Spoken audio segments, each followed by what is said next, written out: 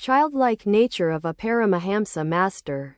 To the devotees, the paramahamsa is like a 5-year-old child. He sees everything filled with consciousness. At one time I was staying at Kamarpakor when Shivaram was 4 or 5 years old. One day he was trying to catch grasshoppers near the pond. The leaves were moving. To stop their rustling, he said to the leaves, "Hush, hush, I want to catch a grasshopper." Another day it was stormy. It rained hard. Shivaram was with me inside the house. There were flashes of lightning. He wanted to open the door and go out.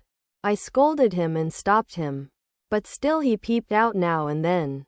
When he saw the lightning he exclaimed, "There, uncle, they are striking matches again." The paramahamsa is like a child. He cannot distinguish between a stranger and a relative. He isn't particular about worldly relationships. One day Shivaram said to me, "Uncle, are you my father's brother or his brother-in-law?" The paramahamsa is like a child. He doesn't keep any track of his whereabouts.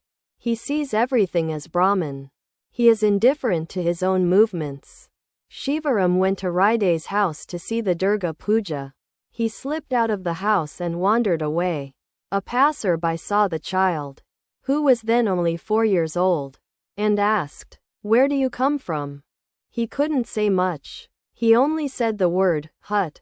He was speaking of the big hut in which the image of the Divine Mother was being worshipped. The stranger asked him further, "Whom are you living with?" He only said the word, brother.